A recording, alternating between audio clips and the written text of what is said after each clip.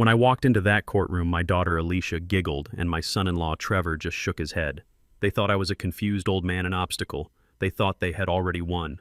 But then the judge looked up. His face went pale, his hand shaking as he whispered, "My God, is that really him?" Everyone turned and stared. Nobody had a clue who I really was until that day. My name is Julius Vaughn. I am 71 years old. And what I'm about to tell you is the story of how I lost a daughter but reclaimed my life. Before I continue, let me know in the comments where you are watching from. And please hit like and subscribe if you believe that sometimes the only way to teach a lesson is to remind people exactly who you are. The whole thing started 3 weeks ago in the quiet of my kitchen. This little house in Decatur, Georgia has been too quiet for 5 years now, ever since my Lucille passed. I was making my morning coffee, the cheap store brand in the red can, just the way I like it. I looked around at the faded wallpaper, the old linoleum floor that had a permanent curl by the refrigerator. This house was our compromise. Lucille. God rest her soul, she loved nice things. She loved the flash, the big parties, the status. She came from old Atlanta money, and she never quite let me forget that I was just a boy from the 9th Ward in New Orleans who got lucky with his mind. I built a career she could be proud of, but I never learned to like the things she liked. When she passed, all that pressure left with her. I sold the big drafty house in Buckhead. I sold the European cars that were always in the shop. I moved here to this small 2-bedroom bungalow on a quiet street. I didn't need the money. I just needed the peace. I thought finally I could just be. I thought wrong.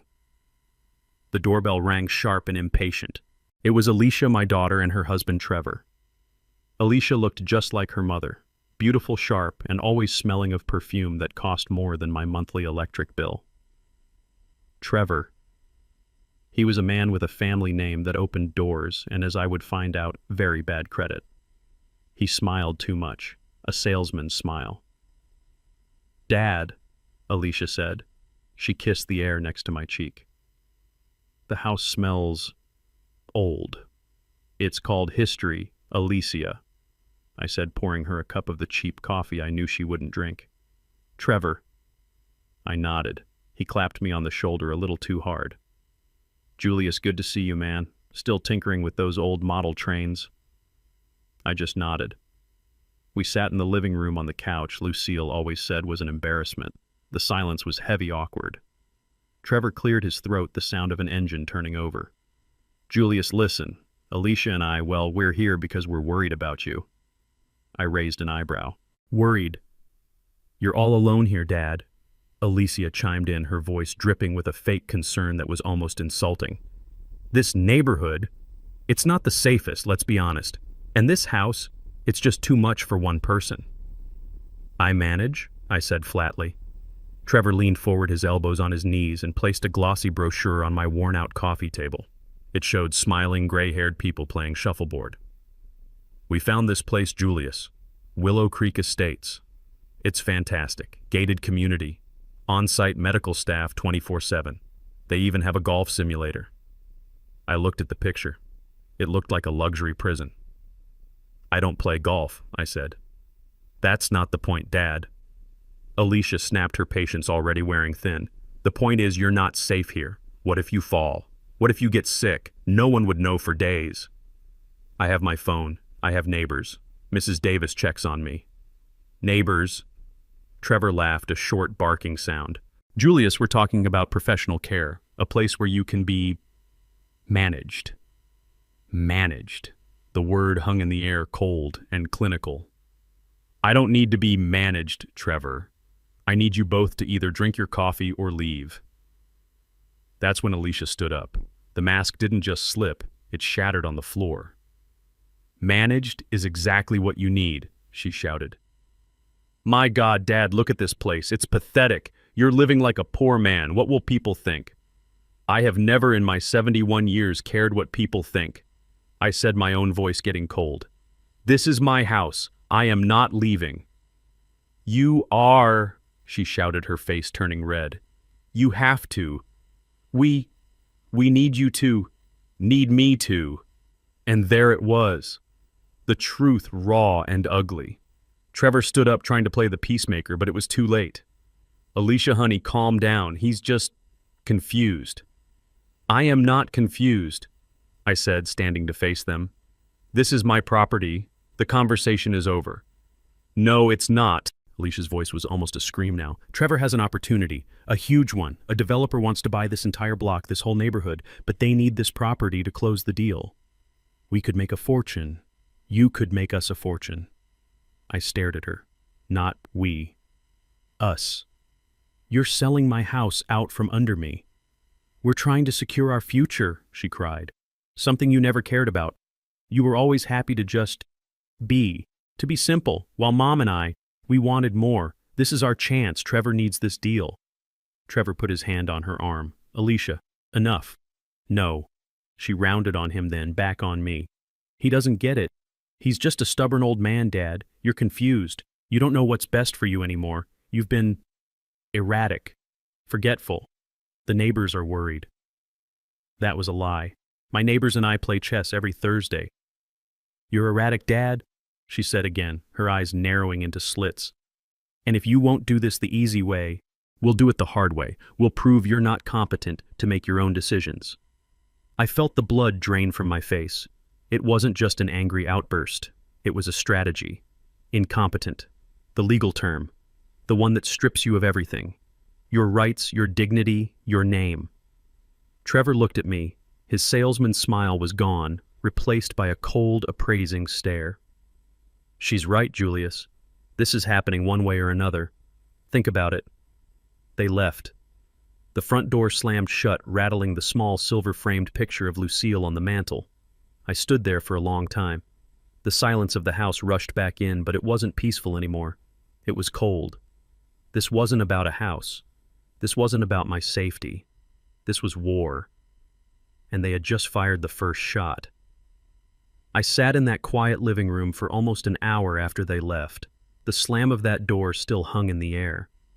We'll do it the hard way. It was not just a threat. It was a declaration of intent. My whole life, my real life, the one Alicia knew nothing about, was built on procedure, on evidence, on anticipating the opponent's next move. They called me the Hammer in the federal courthouse, not because I was loud, but because when my gavel fell, it was final. And it was final because the work had been done. I had outthought every high-priced lawyer, every corrupt official that ever stood in my courtroom. And now my own daughter. My own flesh and blood. The phone rang, pulling me from my thoughts. A local number I did not recognize. I let it ring twice. I never pick up unknown numbers. But something told me this was part of it. Hello? A young woman's voice, nervous. Mr. Julius Vaughn. This is he. Sir, this is Brenda from Decatur First National Bank. Your branch manager, Mr. Harris, asked me to call. We have a situation with a recent transfer request on your savings account. My blood went cold. I have not requested any transfers. That's just it, sir. A digital request came in this morning for $25,000. It was flagged by our system. The signature, it was very close, sir, but just slightly off. A bit too smooth. Too smooth. I felt the air leave my lungs. Of course it was. I remembered teaching Alicia how to sign my name. She was in high school, maybe 15. She wanted to go on a field trip, and I was stuck in chambers, could not sign the permission slip. Just make it look like mine, baby girl, I had said over the phone. Don't make a habit of it. A small, innocent memory. A father-daughter moment. And now she had weaponized it. Mr. Vaughn, Brenda asked, are you still there? We denied the transfer, of course, but Mr. Harris thought you should know immediately. Thank you, Brenda. I am on my way. I hung up the phone. $25,000, not a random amount. It was just under the federal reporting limit for currency transactions. They were sloppy. They were stupid. But they were also fast. They had not wasted a minute. My 1998 Buick LeSabre is not much to look at. The paint on the hood is faded to a dull gray and the dashboard has a long, jagged crack from the Georgia sun. Lucille used to beg me to get rid of it. Julius, it is an embarrassment. Alicia refused to be seen in it after she turned 16, but the engine is sound. It gets me where I need to go. And today I needed to go to the bank. I walked into the Decatur First National. It is an old brick building, not one of those new glass boxes. The people who work here have been here for decades. Kevin Harris, the branch manager, saw me from his glass-walled office and immediately stood up. He waved me in his face, etched with worry. "Julius," he said, shaking my hand, "I am so glad you came in. Brenda told you. She told me," I said, sitting in the hard wooden chair opposite his desk. "Show me." Kevin and I go way back. His father, Otis, was the bailiff in my federal courtroom for 20 years. A good man. A loyal man. I had helped Kevin get his first internship at this very bank right out of Morehouse. He was family in a way my own daughter was proving not to be. He did not hesitate. He turned his monitor around. "This came in at 9:05 a.m., right after you usually go for your walk." I looked at the screen. My signature, Julius A. Vaughn. It was almost perfect. But the J was too practiced. The V was too neat. Mine is sloppier, the result of signing thousands of judicial orders over 40 years. "It's good," I murmured, "but it is not mine." I knew it. Kevin slammed his hand lightly on the desk. "It was just too clean." "But that is not the worst part, Julius. That is not why I asked you to come in." I looked at him. "What happened?" He leaned forward, lowering his voice. "About 30 minutes after the system flagged it, before we even had a chance to call you, he called us. Your son-in-law, Trevor Manning." The air in the room felt thin. "What did he want?" Kevin looked uncomfortable. "He was pushy, Julius. He said he was calling on your behalf. He said he knew the transfer had been flagged, and he wanted to personally vouch for it. He said you were, how did he put it, having a bit of a senior moment, and that you had authorized him to handle your finances." I stared at Kevin. I did not move. I just stared. "I told him," Kevin continued quickly, "that without a legal power of attorney I could not discuss the account with him. He got angry. He said I was being unhelpful. He said you were getting confused a lot lately, and that they were in the process of getting the paperwork to protect you from yourself." Protect me from myself. The words from Alicia's threat this morning came rushing back. "We'll prove you're not competent. This was not a plan. This was an active conspiracy. They were already building their case." The signature was Plan A. The confused old man was Plan B. "Julius," Kevin said, his voice soft, "this is bad is not it. This is more than just kids being greedy." I looked at this good man, his father's son, a man of integrity. "Yes, Kevin, it is. What do you need? A new account. Freeze everything, I can lock it down right now." I shook my head. "No. I need you to do nothing." He looked confused. "Nothing. But they will try again." "Let them," I said, my voice hard as stone. "From now on, I want you to log every call, every attempt, every email. Do not deny them. Just stall them. Tell them it is under review. Buy me time. Can you do that?" Kevin Harris looked at me, and I saw the recognition in his eyes. He was not seeing the old man in the faded sweater. He was seeing the man his father used to talk about at the dinner table. He was seeing the hammer. "Yes, sir, Judge Vaughn," he said. "Consider it done." I did not go straight home. I drove the Buick to Piedmont Park. I sat on a bench by the lake watching the runners go by. I needed air. I needed to think in the open, away from the walls of my house. They were moving faster than I had anticipated. I did not pull out a smartphone. I do not own one. I pulled out an old black flip phone, the kind people laugh at. It has one purpose. It has one number on speed dial. I flipped it open. The screen glowed. I held down 1. It rang twice. "This is Maya." Her voice was sharp fast already in the middle of 3 other things. "Maya, it is Julius." The line went silent for a beat. All the background noise stopped. I knew she had just closed her office door. "Judge, is everything all right? You never call this number." "No, Maya. Everything is not all right. I need you in Atlanta." "When?" "Yesterday," I said. "But tonight will have to do. Drop everything. Bring the real files, the real ones, the ones Lucille never knew about." Another pause. "It is happening, is not it? It is Alicia." I did not have to explain. Maya knew. She was my law clerk for 3 years. She helped me set up the trusts, the firewalls, the entire structure of my real life. She knew Lucille's spending. She had predicted this day would come. "Yes," I said, "it is Alicia, and she is sloppy, but she is also desperate. Get here, now." I am booking a flight, she said. I will be at your house by 10 p.m. Do not talk to them. Do not sign anything. Do not eat anything they bring you. I know the drill, counselor, I said, and snapped the phone shut. I drove the Buick home as the sun started to get low in the sky. The house looked the same. The azalea bushes needed trimming. The paint was peeling on the porch, but it did not feel like home anymore. It felt compromised. It felt like a stage, and I was the unwilling actor. I put my key in the lock. The door was already slightly ajar. My heart stopped. I always lock my door. Always. I pushed it open slowly. Alice I.A., I called out. Trevor. Silence. I walked inside. Nothing seemed out of place. The coffee cups were still in the sink from this morning, but someone had been here. I could smell it. That expensive, sharp perfume Alicia wears. I walked to the kitchen table, and there it was. Not a threat, not a note, something worse. It was a bright, colorful, trifold brochure placed precisely in the center of the table. Oakwood Senior Living, your next chapter in secure care. This was different from the one Trevor had this morning. This one was not a luxury estate. This one looked basic, clinical. It was a message. This is where you'll end up if you do not cooperate. And tucked right into the door's mail slot, another one. This one was from Fulton County Elder Watch. A concerned neighbor reported you may be in need of assistance. A social worker will be by to check on your welfare. A concerned neighbor. They were not just calling the bank.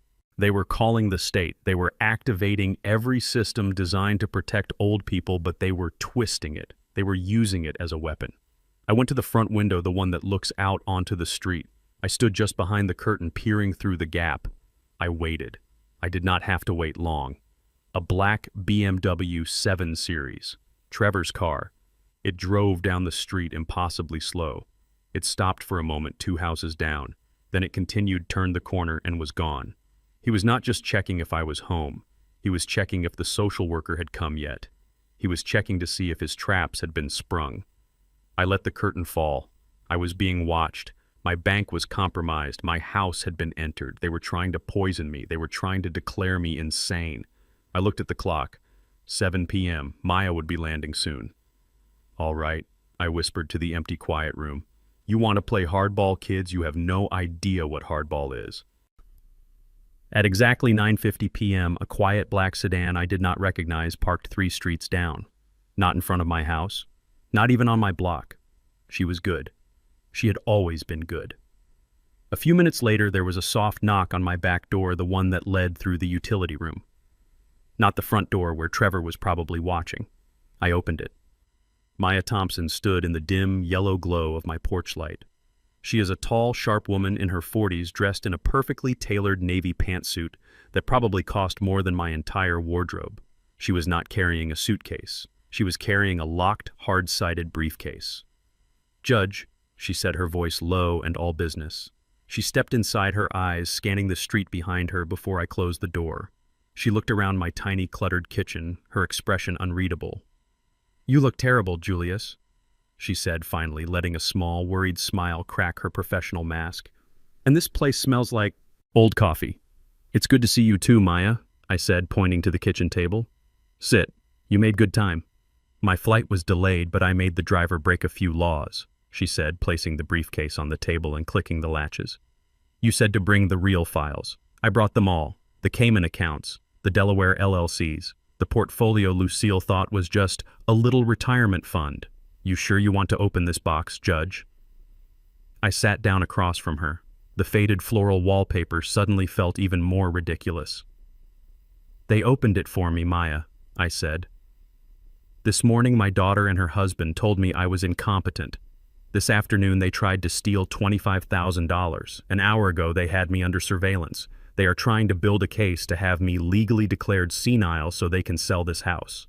Maya stopped arranging her files and looked at me. Her eyes went from worried to cold. It was the same look I used to see on her face in the courtroom right before she would dismantle a witness.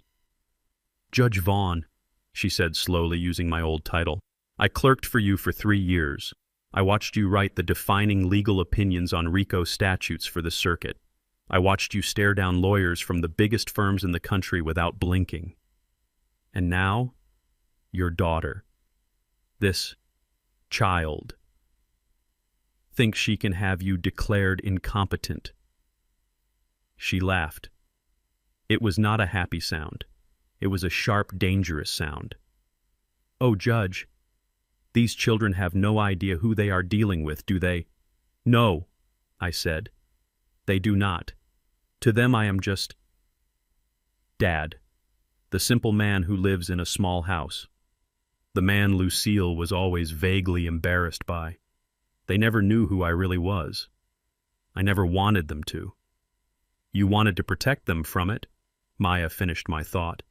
You wanted Alicia to grow up normal. You wanted her to have a life separate from Judge Vaughn the Hammer. You gave her the gift of obscurity, and now she is trying to use that gift to destroy you. She was right. I had built this entire identity, this quiet, humble life as a shield. I had seen what power and money did to other families in my line of work. I had seen heirs grow up weak, entitled, and cruel. I did not want that for Alicia, so I gave her this, a father she thought was average. They see me as an obstacle, Maya, a simple, confused old man who is in the way of their money. Maya opened her laptop. It was thin black and looked like it belonged in a government agency. All right, let's see how fast they're moving. She typed silently for a few minutes. The only sound in the room was the click-clack of the keys. I watched her face, her brow furrowed. Okay, Kevin Harris at the bank was right. They are moving fast, but oh no. What is it? She turned the laptop screen toward me. They already did it, Judge. They filed. I looked at the screen. It was the Fulton County Probate Court e-filing system. And there it was. Case number 2025 CV 889, Manning v. Vaughn, petition for emergency guardianship and conservatorship. They filed it this afternoon, Maya said, her voice tight with anger. Right after Trevor called the bank, they used the failed transfer as evidence. I scrolled down reading the legal language, and then I saw the attached affidavit, signed by Alicia Vaughn Manning. It was all there. My father has been exhibiting deeply erratic behavior. He is forgetful, often forgetting to eat. He has become paranoid, accusing us of things we have not done. He is a danger to himself. He is mismanaging his finances to a catastrophic degree. Catastrophic. But the worst part is this, Maya said, pointing to another line. They filed for an ex parte hearing. They were trying to get a temporary order against you without you even being there. Did they get it? No, she said. The clerk must have recognized the name, or maybe the judge is just competent. It was denied. But a formal hearing has been set 2 weeks from today, Fulton County Courthouse Courtroom 5B. They are not playing judge. They are coming for everything. I leaned back in my chair. 2 weeks. They had given me 2 weeks to prepare for my own execution. They had filed legal documents claiming I was insane, my own daughter. I looked at Maya. She was watching me, waiting for the explosion, waiting for the old judge to start shouting orders to demand she file 100 counter motions. Instead, I smiled. It was a small smile, just the corner of my mouth, but it was real. Judge, Maya asked, confused, did you hear me? They are trying to have you legally stripped of your rights. I heard you, counselor, I said. They are trying, and they are using my erratic behavior and financial mismanagement as their proof.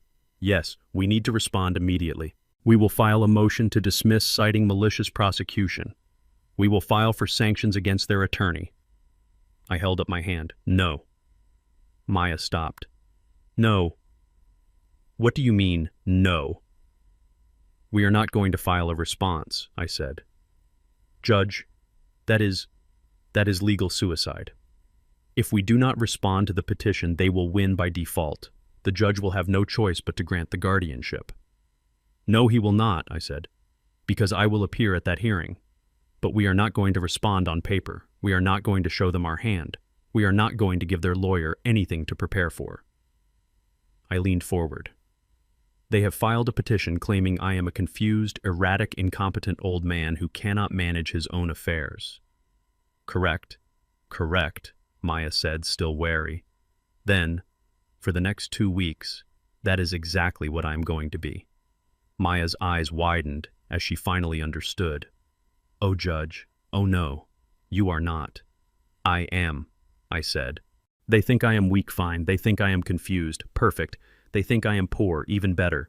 I want them to walk into that courtroom in 2 weeks, so full of confidence, so arrogant, that they do not even bother to look at the man sitting across from them. You are going to let them build their entire case, she whispered, a slow smile spreading across her face. You are going to give them the rope, and I am going to let them tie their own noose, I finished. Now, counselor, tell me everything you have on Trevor Manning.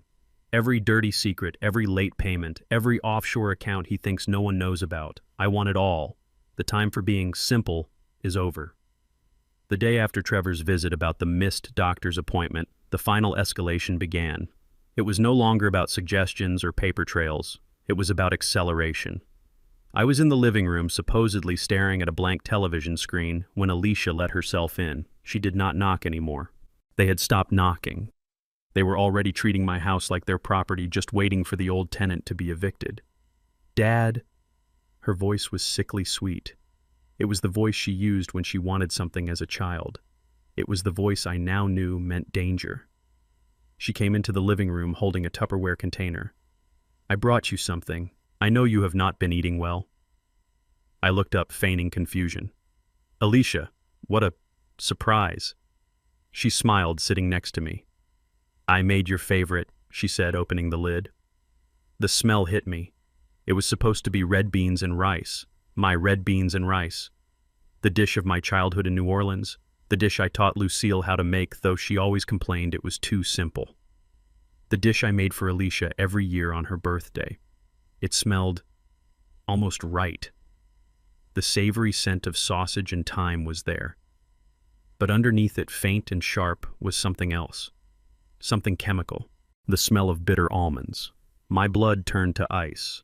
In my 40 years on the bench, I had seen toxicology reports. I knew that smell. It was not a flavor. It was a warning. They were not just building a case. They were accelerating the timeline. They were done waiting for me to be declared incompetent. They were moving on to deceased. Oh, baby girl, I said, my voice thick with fake emotion. You made this for me. Of course, Dad. I used your recipe. I just want to see you eat. You look so thin. Her eyes were wide, waiting, watching. This was the test. If I refused, I was suspicious. If I ate, I was dead. I took the fork she offered. My hand, which I had to force to shake, moved toward the container. It smells wonderful, I said. I took a small bite, just a few grains of rice. I moved it around my mouth, careful not to swallow, letting it sit under my tongue. The chemical taste was undeniable, burning slightly. How is it? She asked, leaning in. I swallowed. I forced it down my entire body, screaming in protest. It's perfect, Alicia, just like I remember. I took another small bite, and another. See? She said, relaxing slightly. You just needed a good home-cooked meal. I think I need some water, baby girl. My throat is a little dry. Of course, Dad. She stood up and went to the kitchen. The second she turned the corner, I spat the contents of my mouth into the napkin I had hidden in my palm. I quickly scooped another full spoonful from the container, wrapped it tightly in the napkin, and shoved the small damp package deep into the pocket of my housecoat. When she returned with a glass of water, I was wiping my mouth. Thank you, dear. That was so good. I took a long drink, rinsing my mouth, praying I had not ingested enough to do real harm. You should rest, Dad, she said, taking the container. I'll leave the rest in the fridge for you. You can have it for dinner. Yes, I whispered. I think I will. I am very sleepy all of a sudden. This seemed to please her. That's good. A nap will do you good. I will see you tomorrow. She kissed my forehead. Her lips felt like ice. I watched her leave. I listened for the click of the front door. I ran to the bathroom and forced myself to vomit, rinsing my mouth again and again until the bitter almond taste was gone. I was shaking, not from confusion, but from a pure, cold rage. I went to the refrigerator. There it was. A Tupperware full of my favorite dish meant to be my last meal. I carefully poured the entire contents into a plastic freezer bag. Then I put the empty container in the sink. I sat at the kitchen table, the small damp napkin from my pocket in front of me, alongside the new freezer bag. Evidence. This was no longer a case for the probate court. This was attempted murder. I called Maya. She answered on the first ring. Judge, Are you okay? She tried to poison me, Maya, I said, my voice flat. Red beans and rice. Smells like almonds. I have a sample from my mouth and the rest of the batch from the fridge. There was a long silence. When Maya spoke, her voice was not the voice of a lawyer. It was the voice of a predator. Do not move, Judge.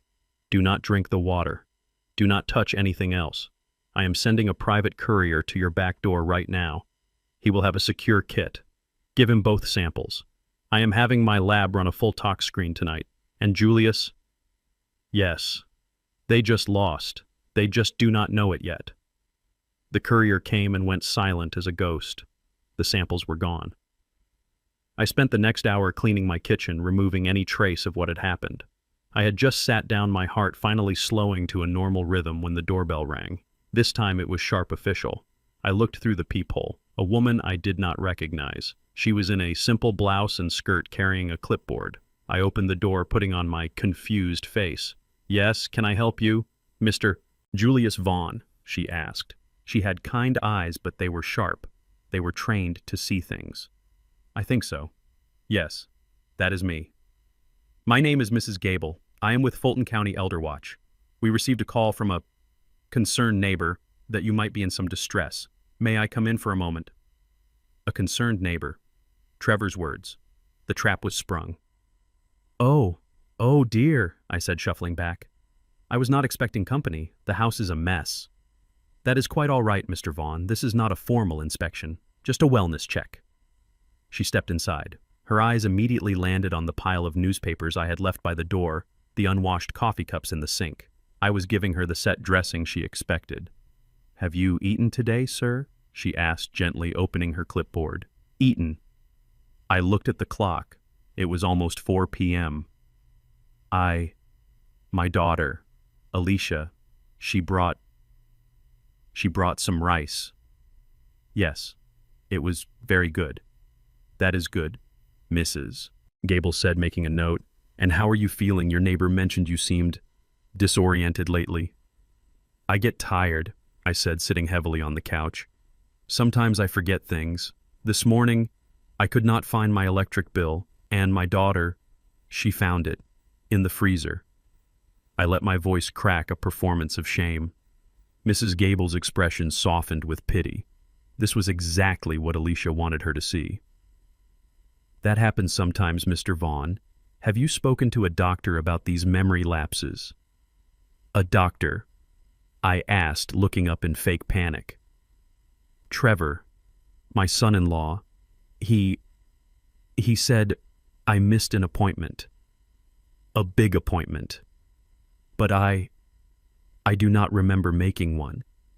He said I begged him to. Did I? I leaned forward, grabbing her arm. Am I sick, miss? They keep saying I am sick. Mrs. Gable gently patted my hand. I am not a doctor, Mr. Vaughn, but it does sound like you are under a lot of stress. Your family, Alicia and Trevor, they seem very worried about you. They're good children, I whispered. They want me to move to a home, Willow Creek Estates. It has a golf simulator. I do not play golf. I see, she said, making another note. They say I am a danger to myself. I continued, letting the panic rise in my voice. They say I am erratic. Am I erratic? I do not feel erratic. Mr. Vaughn, she said calmly, I am just here to assess the situation. It seems to me you do have a strong support system in your family.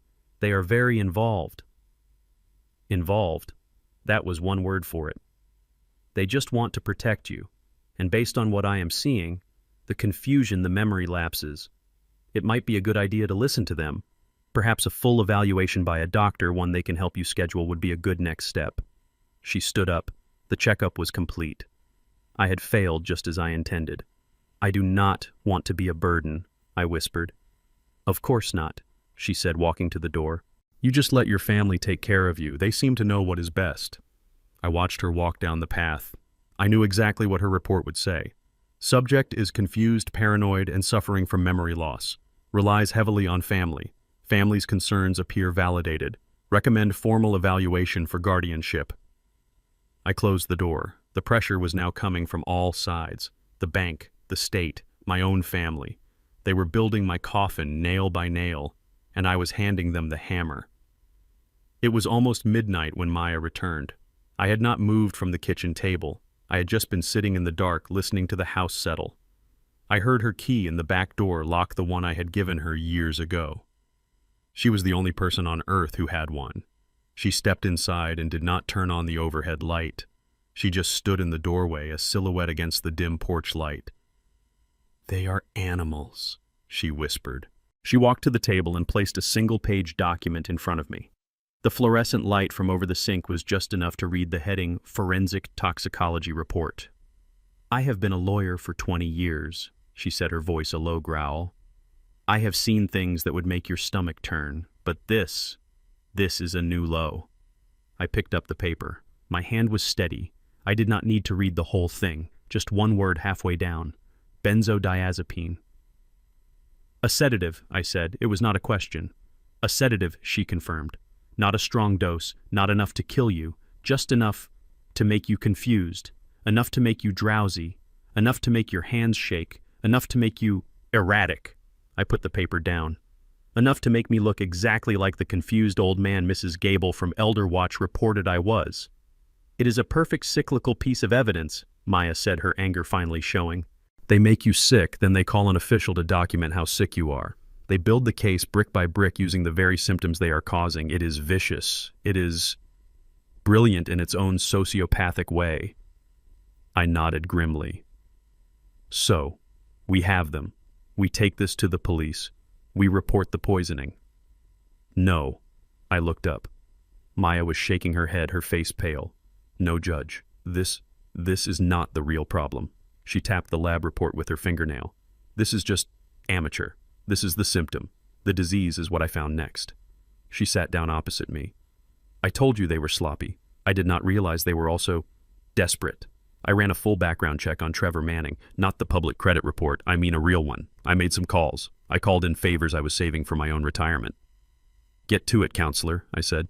"Trevor's real estate development company, Manning Luxury Properties. It is a shell Julius. It is a ghost. It has not built a single verifiable property in 3 years. "So he is just in debt," I said. "He is worse than in debt," she replied. "He is running a classic Ponzi scheme. He has been taking massive investments from out-of-state clients, showing them pictures of developments that do not exist. He uses the new investors' money to pay off the old ones who start asking questions. He is a con man. A con man who married my daughter." I said the words tasting like ash. "A federal con man," Maya corrected me. "And he just got caught. The FBI's Atlanta field office has an active, ongoing investigation into him for wire fraud. They have been building a case for 6 months. They are just weeks away from an indictment." She let that sink in. The little kitchen was silent. "He is not just in debt, Judge," she said, leaning forward. "He is facing a 20-year federal prison sentence. He is completely, utterly ruined." The pieces began to click into place. The haste, the carelessness, the escalation from manipulation to this. "Unless," I whispered, "he can make the case go away." "Exactly," Maya said. "Unless he can pay back the investors he defrauded before the indictment comes down. He needs money, a lot of money, and he needs it now. He needs your money. That $25,000 was not a test, it was a lifeline." "He needs the house," I said. "He needs everything," she countered. "The house, the savings, every penny you have. This is not about greed anymore, Julius. This is not about Alicia wanting a bigger allowance or a nicer car. This is about a desperate criminal trying to stay out of a supermax prison. That is why they filed the petition. That is why they tried to poison you. They are out of time. They cannot wait for you to be declared incompetent. They need you gone." I stood up and walked to the window, looking out into the dark, quiet street.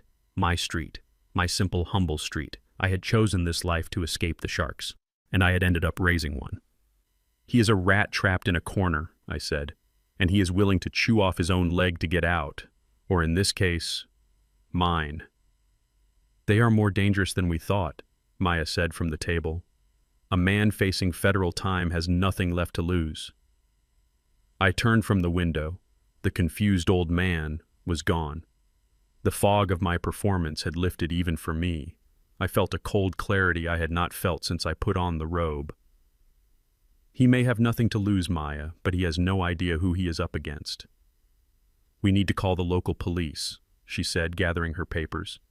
We give them the tox report. We report the attempted poisoning. No, she stopped. No, Judge. They are actively trying to kill you. Local police will just arrest Alicia, I said. It becomes a messy public domestic dispute. Trevor will paint her as unstable acting alone. He will walk away free and clear. No, if he is being investigated by the feds, we will use the feds. Judge, we cannot just call the FBI and tell them to look at your son-in-law's probate case. I smiled. It was not a nice smile. Oh, yes, we can. You know what I did before I was appointed to the bench. You were a U.S. attorney, she said. Before that, back in the 70s, I was a federal prosecutor in the Department of Justice's new Public Integrity section. We were the wolves, Maya. We were the ones they sent in when the local offices were too corrupt or too scared to clean up their own cities. I walked over to my bookshelf. It was filled with old, dusty law books, books Alicia just saw as old. I reached behind a row of Georgia legal code and pulled out a single leather-bound volume. It had no title on the spine. I blew a cloud of dust off the cover and laid it on the table. I wrote the book on it, I said. Literally. She read the gold leaf title embossed on the cover, The Atlanta Protocols, A Federal Prosecutor's Guide to Anti-Corruption and RICO Investigations, by Julius A. Vaughn. I wrote this manual for the new task force here in Atlanta, I said. I trained the first class of agents they sent down from Quantico. I taught them how to build a case, how to follow the money, and how to take down men just like Trevor. I looked at Maya. Her eyes were wide. Do you know who the special agent in charge of the Atlanta FBI field office is? The man who is at this very moment running the wire fraud investigation into Trevor Manning? Who? She whispered. A young rookie agent I took right out of training, a man I mentored for 10 years. His name is David Markham, and he owes me a phone call. I flipped open my old black phone. Trior thinks he is fighting a confused old man in a rundown house. He is about to find out he is fighting the man who trained the very people who are building a cage for him. This is not a probate case anymore, counselor, I said, dialing the number from memory. This is a federal operation. I sat in the dark kitchen. The only light came from the small glowing screen of Maya's laptop. The toxicology report was stark. It was clinical. Benzodiazepine. They just lost, she had whispered. They just do not know it yet. I looked at her. He is not just a greedy developer, Maya. He is facing federal time. A man like that, he is not just a rat. He is a rabid dog. He will not stop. He cannot stop. So we do not call the local police, she said, understanding immediately. We go over their heads. I nodded. I reached into the pocket of my old housecoat and pulled out the flip phone, the one I kept charged but never used. It is time to make the call, I said. Maya watched me. She knew what this meant. She knew this was the part of my life I had buried. I flipped open the phone. I dialed the 10-digit number from memory, a private line. It bypassed secretaries, assistants, and gatekeepers. It rang once, twice. A sharp alert voice answered. Markham. David, I said. It is Julius Vaughn. There was a sudden sharp silence on the other end. I could hear the muffled sound of a door closing, the hum of an office disappearing. Judge! David Markham's voice was different now. The sharpness was gone, replaced with a deep, immediate respect. Sir, is everything all right? It has been years. I am fine, David. I am sorry to call you this late. I hear the U.S. Attorney's office is keeping you busy. Sir, for you I am never too busy. What is it? What do you need? I took a breath. I need a favor. I hear your office is running an investigation. Wire fraud, a Ponzi scheme, a developer named Trevor Manning. The silence on the line was electric. This was not a public case. It was sealed. Judge, he said, his voice careful, I cannot confirm the targets of an active federal investigation. You do not have to confirm it, David, I said, my voice cold. I am confirming it for you.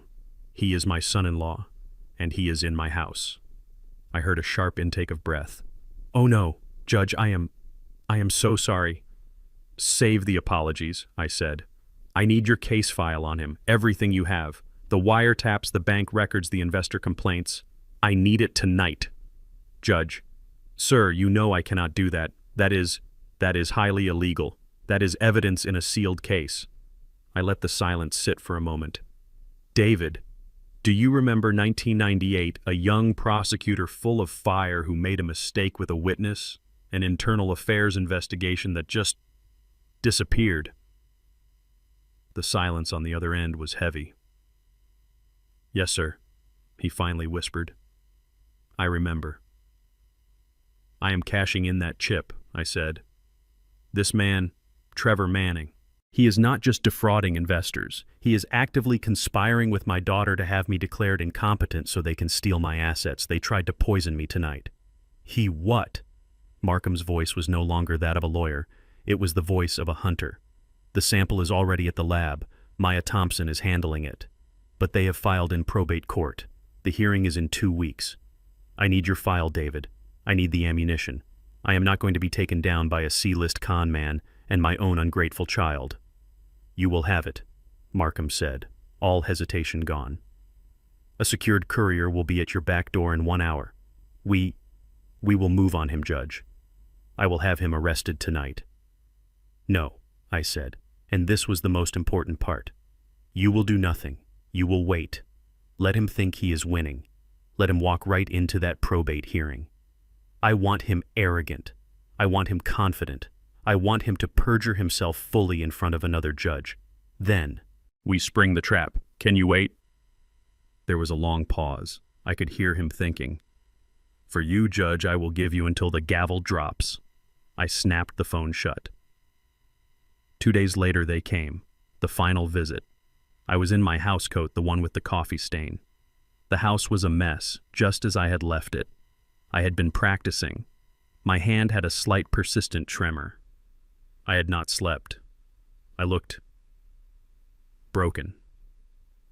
The doorbell rang. I shuffled to the door. There they were, Alicia and Trevor. They were not smiling. They were wearing dark funereal clothes, their faces set in masks of solemn false concern. They looked like they were coming to visit a dying relative. Dad, Alicia said, her voice dripping with pity. Can we come in? I nodded, shuffling back. Trevor, I was not expecting you. They walked in. Trevor glanced at the pile of junk mail I had left on the floor, the full freezer bag of trash I had forgotten to take out. He exchanged a look with Alicia. They were winning. Julius, Trevor said, sitting on the edge of the couch, declining to lean back.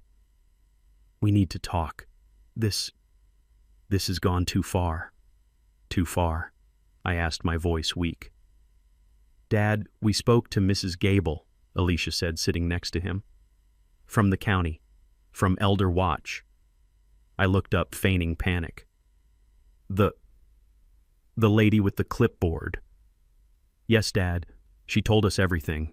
About the bill, in the freezer, about how you have not been eating, about your confusion. Trevor sighed, the heavy theatrical sound of a man burdened. And we had to tell her about the missed neurologist appointment, Julius. The one you begged me to make. The one you forgot. I am so sorry, I whispered, looking at my hands. I do not remember. I am so tired. Alicia's voice turned cold. This is over, Dad. We have the hearing on Friday. We will win. The judge will see Mrs. Gable's report. He will see Dr. Allister's no-show invoice. He will see the security flags from the bank. They will grant the guardianship. Trevor and I will be in control. Or, Trevor said, sliding a thick stack of papers onto the coffee table, we can avoid all that. Avoid the public embarrassment. Avoid having your name dragged through the mud. I stared at the papers. What is it? This is the easy way, Trevor said. It is a full voluntary transfer of assets to Alicia. It gives her power of attorney. It sells this house to my development company for $1. You sign this, and we will cancel the hearing. We will tear up Mrs. Gable's report. We will tell the bank it was all a misunderstanding. And we will let you stay here. You will just be retired. We will handle the bills. We will handle everything. Alicia leaned in. It is your last chance, Dad. Sign the papers. Or we will see you in court, and I promise you, you will lose. I looked at the papers. I looked at Alicia's hard, merciless eyes. I looked at Trevor's smug, reptilian smile. They had me, the social worker, the doctor, the bank, the failed poisoning which they did not even know I knew about. They had built their case. I let out a long, slow, defeated sigh. You are right, I whispered. I am tired. I am so tired of fighting. Alicia's face flooded with relief. She almost smiled. So, you will sign? I put my trembling hand on the stack of papers, and then I pushed them back. No. Trevor's smile vanished. What? I will not sign, I said, my voice barely audible. You said there was a hearing on Friday. Alicia stood up, her face flushing with rage. Dad, are you not listening? We will destroy you in that hearing. We will prove you are insane. Then, you will have to do that. I stood up shaky, pulling my old housecoat around me. I want to tell the judge my side. He will understand. Trior and Alicia stared at each other. They could not believe it. He was actually going to show up. He was going to fight. And then they burst out laughing. It was not a small laugh. It was a full, deep, cruel laugh. Trevor had to wipe a tear from his eye. Oh, Julius, he gasped, catching his breath. You want to tell the judge you looking like this? You, the man who puts his mail in the freezer and forgets his own doctor?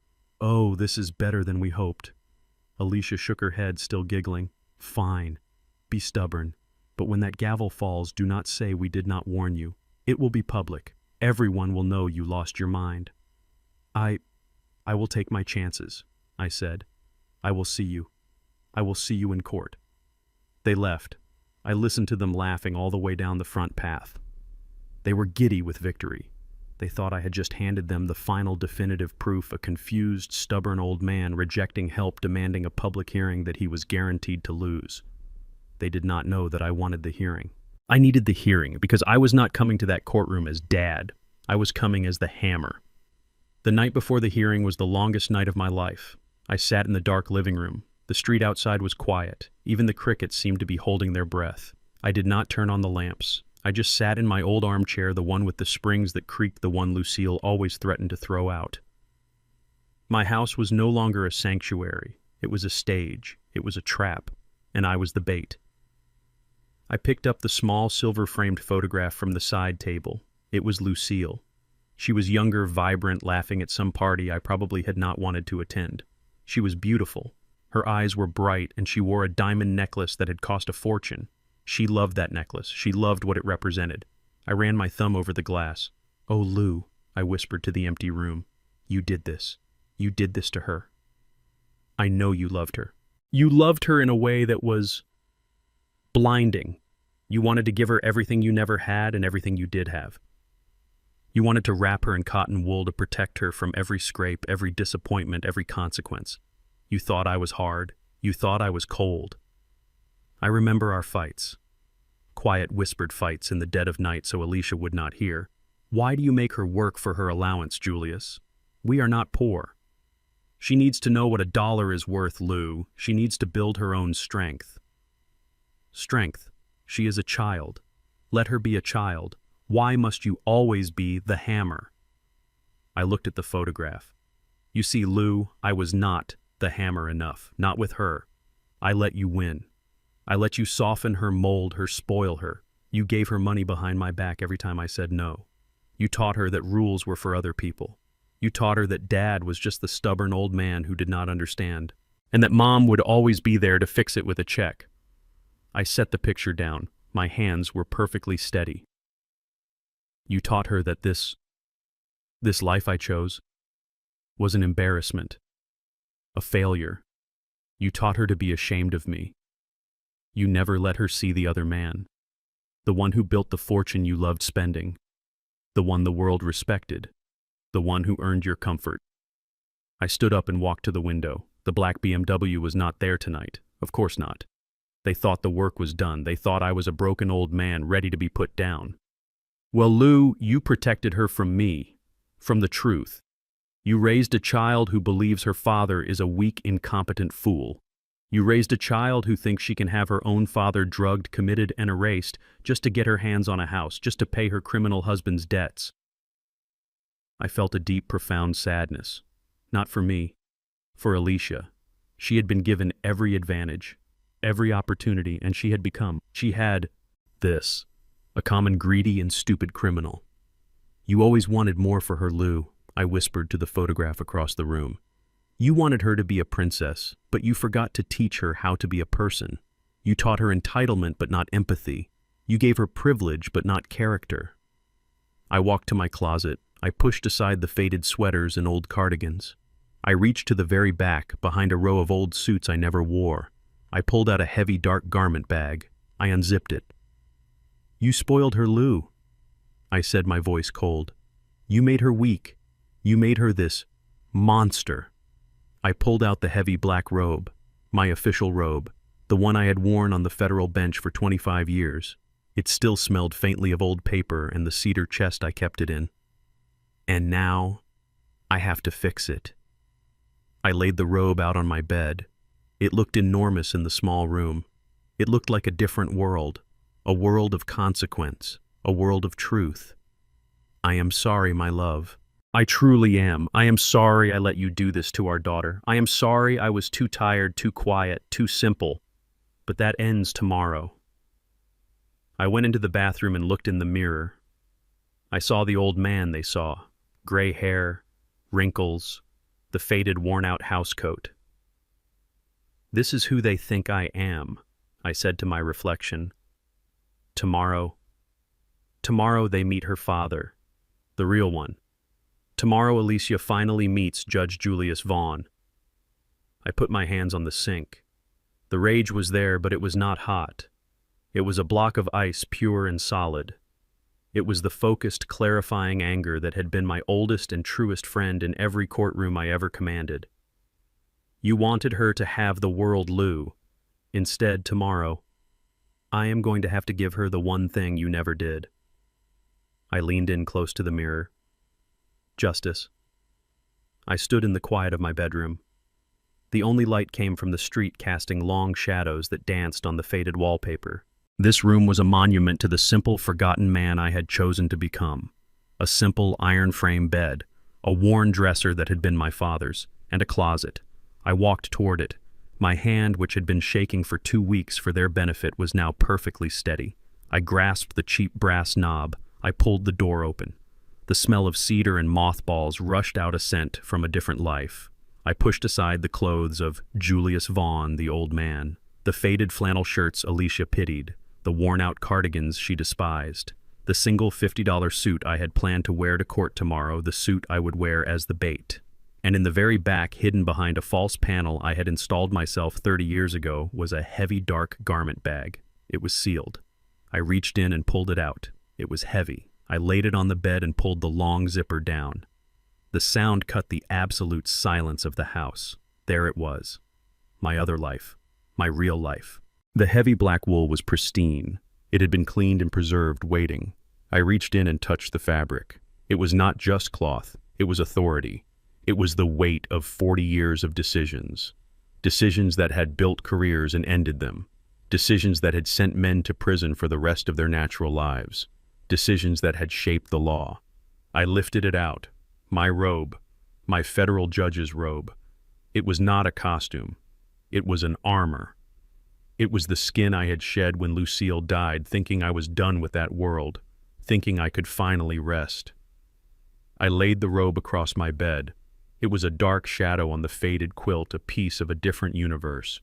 This robe was who I am. Then I turned to the dresser. Alicia and Trevor, in their arrogant, greedy rush, had never looked. They had come into my house, into my room, and seen only what they wanted to see. They saw an old man's junk. They saw antiques to be sold, a life to be liquidated. They never saw the pictures. They were not hidden. They were just sitting there quiet. I picked up the first one, a simple black frame. The glass was old. The photo was black and white. It was 1968. Selma. I was a young man, barely 21. My face was thin, angry, and full of a fire that I thought had long since burned out. I was marching. My arm was linked with the man next to me, and walking just ahead of us, his hand raised, talking, always talking, was Dr. King, Martin. I was just a law student, then a boy from the 9th Ward who had gotten a scholarship and a taste for justice. He had looked at me that day, right before we crossed the bridge. He had seen the fear in my eyes, and he had nodded. He did not say a word, but his eyes said, "Be steady. The law is on our side even if the men holding the bats are not." I stared at that photograph. I stared at the fire in that young man's eyes. My eyes. Alice I thought I was simple. She thought I was weak. She thought I was confused. She had no idea that I had stood shoulder to shoulder with giants. She had no idea that I had faced down men who carried hatred in their hearts and weapons in their hands. And she thought she could scare me. She thought she could bully me with a forged doctor's note and a nasty social worker's report. She did not know her own history. She did not know my history. I put the photo down my hand steady and picked up the other one. This one was in color. It was much later. I was in the Oval Office. I was not young anymore. My hair was gray at the temples. My back was straight as a steel rod. I was not marching. I was standing, and I was smiling. On my right, I was shaking hands with a president. On my left, another former president was laughing, his hand on my shoulder. The three of us. We were not friends. We were colleagues. We were men who understood the weight of the Constitution, men who understood what true power was. I had advised them. I had argued with them. I had served my country at their request in ways the public would never know. This was the man I had hidden from my family. I hid this man, this legacy, this power, because I did not want to raise a child like Alicia. I did not want to raise a child who felt entitled to the world because her father was a big man. I wanted to raise a daughter who would build her own world. And Lucille, God rest her soul, had undone it all. She had taught Alicia that the world was hers for the taking. She had taught her that she deserved the Oval Office without ever having to march in Selma. I looked from the robe to the photos. This was my life. This was my heritage. This was the truth. Alicia and Trevor saw an old man in a cheap house. They saw a victim. They saw an asset to be liquidated. They did not see the mind that had helped shape the law of the land. They did not see the man who still had the private unlisted numbers of senators, generals, and yes, federal prosecutors saved in his old flip phone. They did not see the hammer. I hung the heavy black robe on the back of my bedroom door. It dominated the small room. It changed the very air. Tomorrow I would not be wearing the $50 suit. I would not be shuffling. I would not be confused. Tomorrow I would put on my armor. I would go to war, and I would introduce my daughter finally to her father. The kitchen felt heavy in the 9 p.m. quiet. I had been sitting at the table for an hour just staring at the linoleum pattern when I heard the quiet 2-tap knock on the back door. I opened it and Maya Thompson slipped inside. She did not just bring her laptop this time. She was carrying a thin, locked aluminum briefcase. Her face was grim. "Judge," she said. It was not a greeting, it was a call to arms. "Counselor," I replied, nodding her toward the table. She set the briefcase down and clicked the latches. "It is done. All of it." She did not open it immediately. Instead, she looked at me. Really looked at me, taking in the stained housecoat and the gray stubble I had purposefully let grow for 3 days. "You look like hell, Julius," she said. It was the highest compliment she could pay me. "That is the idea," I said. "What did you bring me?" "The last piece of your costume," she said. She opened the case. Inside, nestled next to a stack of legal files, was a necktie. It was a hideous, shimmering polyester tie, a nauseating pattern of brown and orange diamonds. It looked like something from a bargain bin in 1974. "It is perfect," I said, taking it. It felt slick and cheap in my hand. "It clashes with the $50 suit." Maya noted a rare cold smile playing on her lips. "It screams dementia. You wear this and their lawyer will not even bother to cross-examine you. He will just pity you." "Good," I said, laying the tie on the counter. "Now, the venue." Maya pulled out her tablet. "This is where it gets interesting. The case is assigned. Courtroom 5B. The presiding judge is Robert Prentice." I let myself smile. Prentice. Bobby Prentice. You know him, she stated. I remember him, I corrected. He clerked for old Judge Gideon back in the 90s, a smart kid, ambitious. But he was terrified of me, absolutely terrified. I argued a motion in Gideon's chambers once, and I think young Bobby spilled an entire cup of coffee on his lap. He used to misfile briefs just to avoid my arguments. Maya nodded, tapping the screen. He is not a kid anymore, Judge. He is the senior judge of the probate division. And according to my research, he still tells stories about you at bar association dinners. He idolizes you. When he sees the man who wrote the book on RICO statutes sitting there in that tie, looking like a man who cannot find his own electric bill, I finished. It will do more than shatter his worldview. It will make him angry, and he will need someone to blame. He will want to blame them, Maya said. It is the perfect setup. He will be personally, professionally, and emotionally offended on your behalf. Good. That is the arena, I said. Now, the trap. Markham. David Markham is, Maya paused, searching for the word enthusiastic. He said, and I quote, "We are going to let the judge set the hook, and then my office will reel the fish into the boat." She continued. The U.S. Attorney's Office is officially sending 2 observers to the hearing tomorrow. They will be in the gallery, dark suits, watching. They are not observers, I said. No, Maya agreed. They are not. They are federal marshals. They are there for one reason and one reason only, to ensure Mr. Trevor Manning does not leave the courtroom once the proceedings are concluded. The indictment, it is sealed and ready, she said. Markham has it on his desk. The moment Judge Prentice strikes the gavel on this guardianship case, Markham will file the unseal order. Trevor Manning will be arrested for wire fraud, conspiracy, and racketeering before he can even figure out which way the elevator is. I nodded. It was clean. It was precise. It was final. And the lab report, I asked. The last piece. The personal one. Maya's face hardened. She reached into the briefcase and pulled out the toxicology report. She did not hand it to me. She just held it. Benzodiazepine, a low-grade sedative. Exactly what you smelled. It was not enough to kill you. It was just enough to create the symptoms, to make you confused, to make you shake, to make you the man they needed you to be for that social worker. I looked at the paper. Exhibit A, I said. We will not lead with it, Maya said. We will let them lie first. We will let Alicia get on the stand and cry about how she has to cook for her poor, confused father. We will let Trevor talk about your missed appointments. We will let their lawyer paint a picture of a man at the end of his life, and then we will show them the poison. Everything is in position, I murmured. Maya closed the briefcase. The sharp click echoed in the small kitchen. She walked to the back door, then paused, her hand on the knob. Julius, are you ready? This is your daughter. I looked around the room. The faded wallpaper. The cracked linoleum. The stage where I had played the fool. I thought of Lucille and how she had protected Alicia from every hard truth, every consequence. I thought of Alicia's giggling laugh as she walked out that door thinking she had won.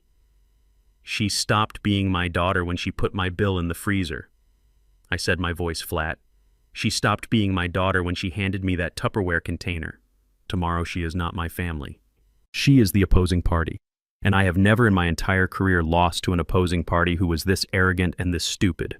Maya nodded once. Good night, Judge. I will see you in court. She was gone. I was alone again.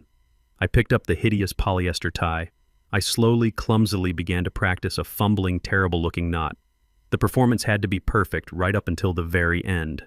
The next morning I did not take a cab. I took the bus. I sat between a woman with a crying baby and a young man listening to music so loud I could feel the beat vibrating in my chest. I wanted to arrive the way they expected me to, as a man who could not afford a car. The Fulton County Probate Court is not the federal courthouse. There is no gleaming marble, no grand columns, no silent halls of power. It is a loud, crowded, functional building in downtown Atlanta. It smells of stale coffee, floor wax, and desperation. It is where wills are broken, where families come to fight over what is left of their dead. It was the perfect, grubby stage for what was about to happen. I shuffled through the metal detector. I had to empty my pockets. A loose handful of change, a wadded-up handkerchief, my old flip phone. The security guard looked at me with bored pity, waved me through. I was just another sad old story. I found courtroom 5B. It was small. The air was thick and hot. The fluorescent lights buzzed overhead. The wooden benches were hard-scarred with the initials of people who had sat here before waiting for their lives to be decided. I looked for my name on the docket posted outside the door. Manning v. Vaughn, 9:30 a.m. Petition for guardianship. There I was, sandwiched between a dispute over a dry cleaning business and a challenge to a will. Just another piece of legal garbage to be processed. I pushed the heavy door open and stepped inside. They were already there, at the plaintiff's table. Alicia, Trevor, and a lawyer I did not recognize, a young slick man in a suit that was too tight and too shiny. He looked like he got his law degree from a billboard. Trevor looked sharp. His suit was perfect. His hair was perfectly coiffed. He was checking his phone, looking important. Alicia, she looked radiant. She was not dressed for a somber court hearing. She was dressed for a victory party. A bright blue dress. Full makeup. She looked like she was on her way to a high-dollar brunch. And then there was me. I stood at the back of the courtroom for a moment, letting them see me. I wore the $50 suit. It was a size too big, hanging off my shoulders. And I wore the tie. The hideous polyester tie Maya had given me, the one with the brown and orange diamonds. I had practiced the knot in the mirror for an hour, making sure it was crooked, making sure it was too loose around my neck. I had not shaved in 3 days. My hand, as I held my old worn-out hat, had a slight practiced tremor. I looked in every way like the man they had described to the social worker, a confused, incompetent, pathetic old man who was a danger to himself. Alicia saw me first. Her eyes widened. And then she giggled. It was not a small sound. It was a sharp, clear, unmistakable giggle. She quickly covered her mouth with her hand, but her shoulders were shaking. She leaned over and whispered something in Trevor's ear. Trevor looked up. His eyes met mine across the small, stuffy room. He did not look angry. He did not look ashamed. He looked bored. He just shook his head, a slow, dismissive gesture. Look at this sad old fool. Then he looked away back at his phone as if I were not even worth his attention. He was done with me. Their lawyer saw the exchange. He looked at me, taking in my crooked tie, my rumpled suit, my shaking hand. And he smiled. A smug, confident smile. This was not a case. This was a rubber stamp, an easy win. He probably had lunch reservations at noon. I felt the eyes of the other people in the gallery on me. They saw what Alicia and Trevor saw, the family disappointment, the crazy old relative, the burden. I took a deep breath. I let the humiliation wash over me. I let it settle on my shoulders like a shroud. I needed this. I needed to feel their contempt full and unfiltered. I needed to remember exactly why I was here. I thought of Lucille and how she would have been mortified, ashamed of me. I thought of the young man in the photo marching in Selma, full of fire. I thought of the man in the Oval Office advising presidents. And then I looked at my daughter, who was still trying to hide her smile behind her hand. Good, I thought. Laugh. Be confident. Be arrogant. I shuffled forward, my old shoes scuffing the floor. I did not go to the plaintiff's table. I walked to the other side. The respondent's table. It was empty. I sat down, alone. I put my hat on the table in front of me. I clasped my trembling hands on top of it. I looked straight ahead at the empty judge's bench. I did not look at them again. I just waited.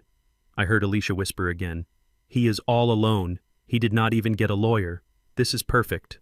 I heard Trevor chuckle. I told you, baby. He is done. Just sign the papers, get the money, and we can finally move on. The bailiff, a heavy man with a tired face, looked at me, then at them. He sighed. He had seen this 100 times before. All rise! He called out, his voice booming in the small room. I grabbed the table and slowly, painfully pulled myself to my feet. I let my knees tremble. The probate court of Fulton County Courtroom 5B is now in session. The Honorable Robert Prentice presiding. The door behind the bench opened. I kept my eyes down. I looked at my shaking hands. The performance was not over. It was just beginning. I heard the judge sit. I heard him rustle his papers. Good morning, his voice said. Let us call the first case, 2025 CV 889, Manning versus Vaughn, petition for guardianship. I heard the slick lawyer stand up. Good morning, Your Honor. Todd Bishop for the petitioners, Alicia Manning and Trevor Manning. Good morning, Counselor, the judge replied, his voice distracted. And for the respondent, Mr. Vaughn, is he present? Yes, Your Honor. the lawyer said, his voice dripping with false pity. Mr. Vaughn he is representing himself. I see, the judge said. He sighed. This was going to be a long morning. Mr. Vaughn, would you please? He stopped. I looked up. I let my hands go still. I let the tremor stop. I let the confusion fade from my eyes. I let my back straighten. And I looked for the first time directly at the bench. Our eyes met. The blood drained from Judge Robert Prentice's face. He stared at me, his mouth opened slightly. The papers in his hand began to shake. He looked down at this case file at the name Julius Vaughn. Then he looked back up at me, at my face. And that is when he whispered it, so low that only his clerk and I could hear. My God, is that really him? The judge entered, a heavy man named Robert Prentice. I knew him, though he would not know me, not like this. He looked tired. He looked like a man who had seen too many families tear each other apart over wills and property. I pulled myself up slowly, part of the act, leaning heavily on the respondent's table. I heard my daughter Alicia let out a little tisk sound, a small puff of disgust at my weakness. Trevor and their lawyer stood up sharp and respectful for the judge, their faces a perfect mask of somber, concerned family. The lawyer, a man named Bishop, gave them a confident nod. He had this in the bag. Please be seated, Prentice said, his voice a monotone drone. He sat and opened the thick file in front of him. Calling case 2025 CV 889. The petition of Alicia and Trevor Manning for the guardianship of Julius Vaughn. He sighed, already bored. He looked at the papers, not at the people. Counselor, please state your appearance. Todd Bishop, Your Honor, for the petitioners Alicia Manning and Trevor Manning, who are present at the table. Very good, Prentice said, still not looking up. And for the respondent, Mr. Vaughn, I see here he is. He paused, flipping a page, his brow furrowing in annoyance. He is pro se representing himself. That is correct, Your Honor, Bishop said, and his voice was a slick oil of false pity. My clients are very concerned. Mr. Vaughn, he is not well. We believe his attempt to represent himself is frankly further proof of the cognitive decline outlined in our petition. I watched as Alicia dutifully dabbed a dry eye with a tissue. Trevor put a supportive hand on her back. It was a beautiful, disgusting performance. Prentice looked up from the file, his eyes scanning the respondent's table. Mr. Vaughn, would you please stand and state your name for the record? This was it. This was the moment.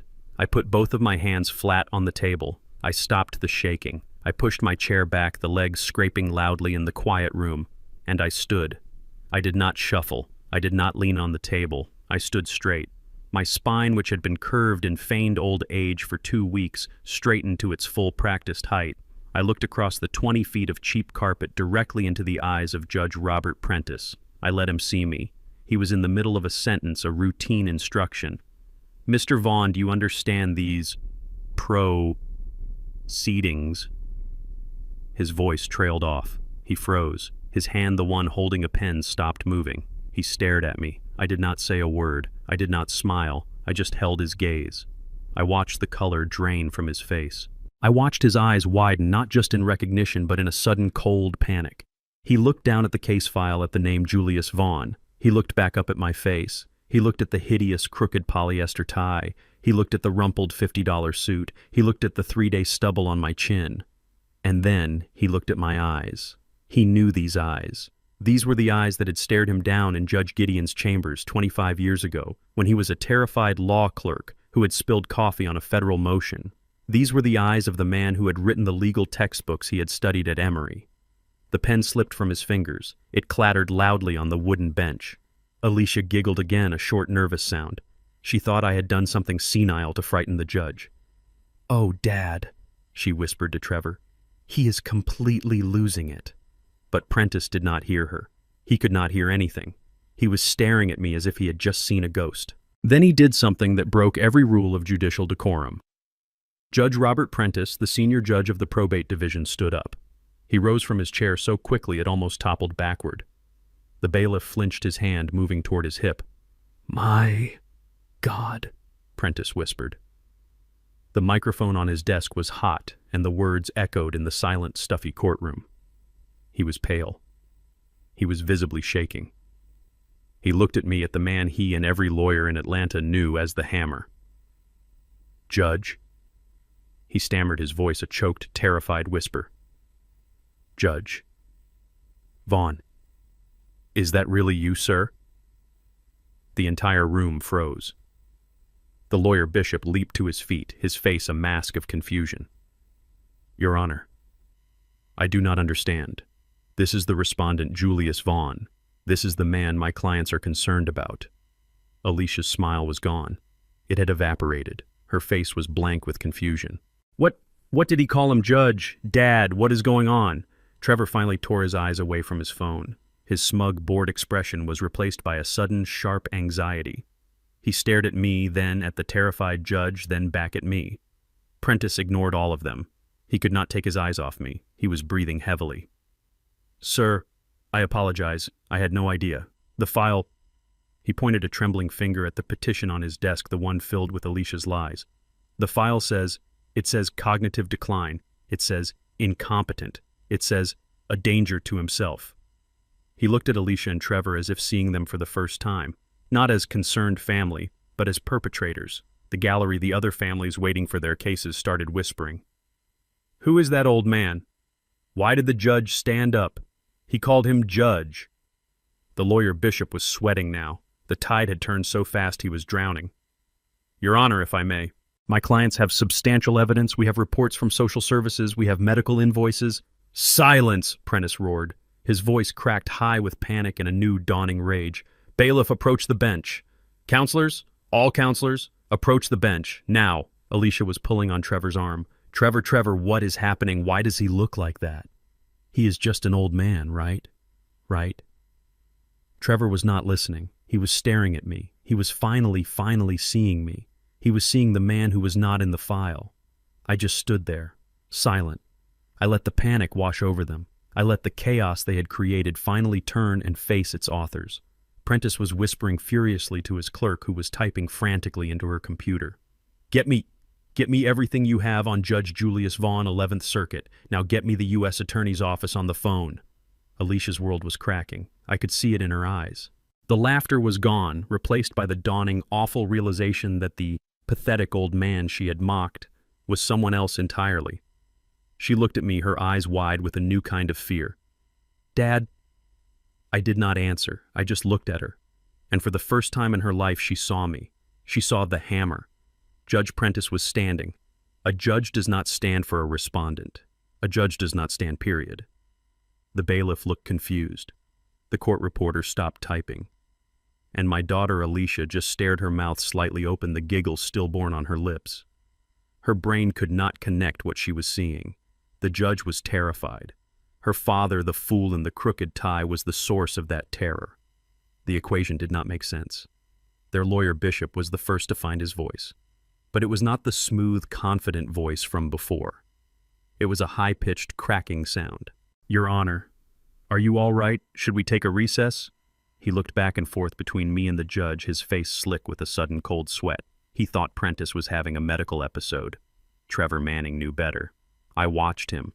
A con man lives by reading rooms. And this room had just changed. He was not looking at the judge. He was looking at me. His bored, arrogant expression was gone. It was replaced by the dead, flat, calculating stare of an animal that has just heard the snap of a trap. He was reevaluating. He was running the numbers, and he was realizing for the first time that his math was wrong. "What?" Alicia whispered, her voice sharp with panic. She tugged on Trevor's suit jacket.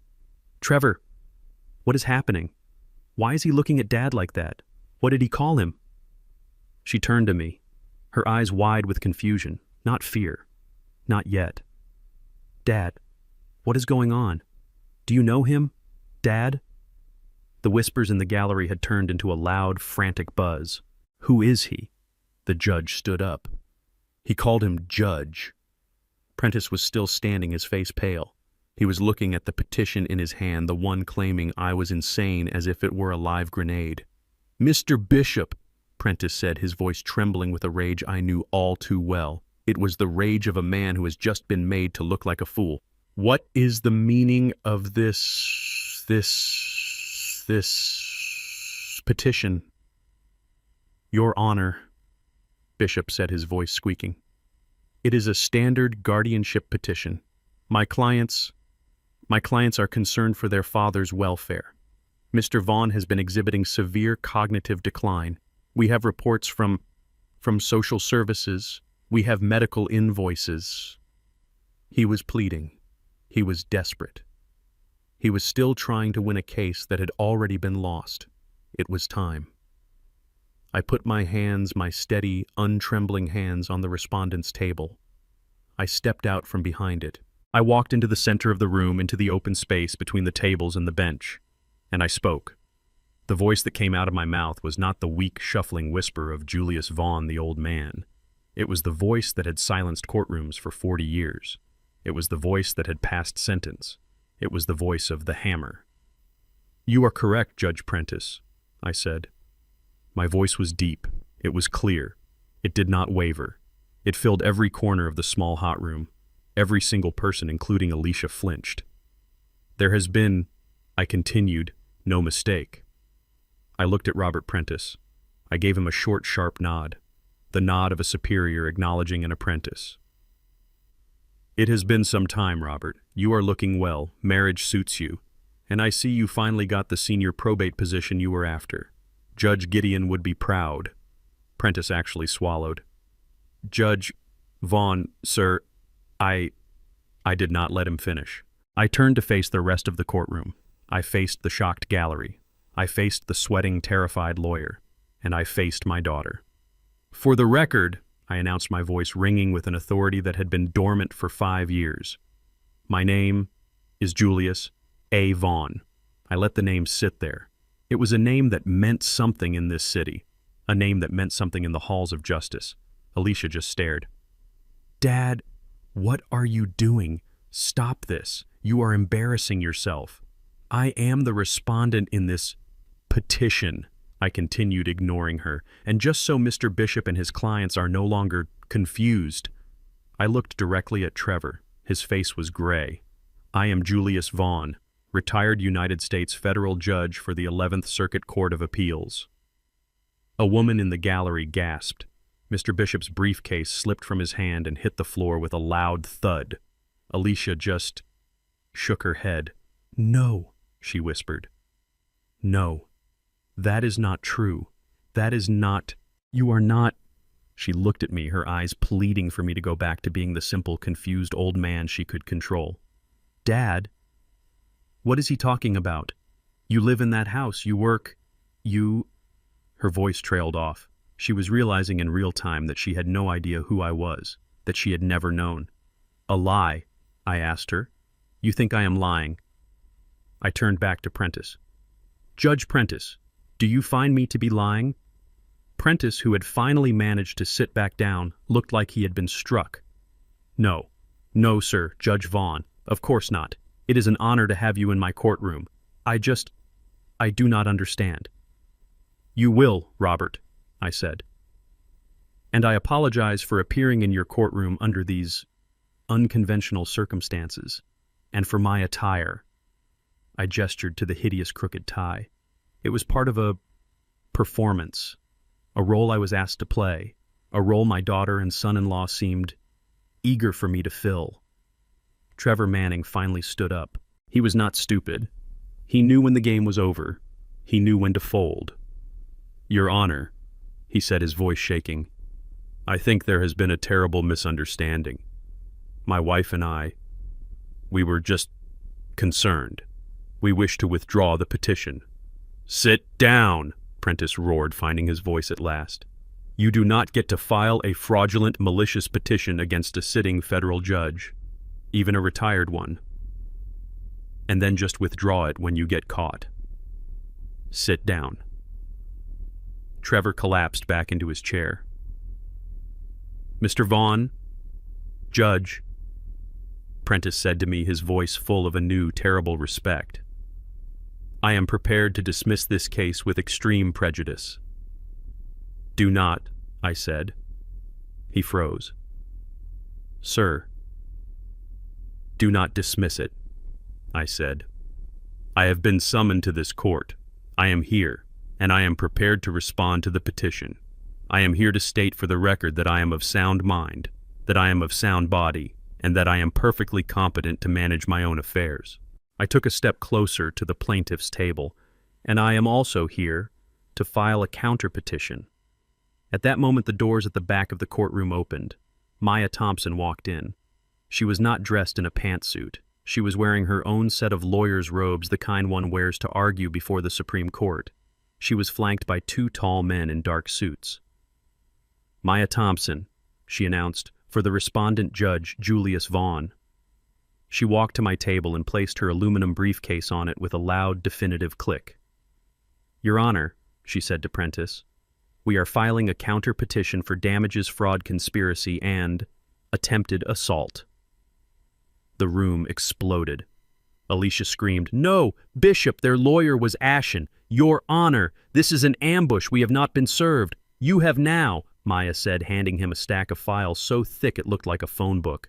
"And we are also filing a formal complaint against you, Mr. Bishop, with the State Bar for malicious prosecution and failure of due diligence. You should have checked who your opponent was." Bishop stared at the file as if it were on fire. "I am ready to respond, Your Honor," I said to Prentice. "The petitioners have based their case on my erratic behavior. I would like to call my first witness to explain that behavior." Prentice nodded, his eyes wide. "Mr. Vaughn, you may proceed." I turned not to the gallery but to the plaintiff's table. I looked at my daughter. Her face was a mask of white, terrified confusion.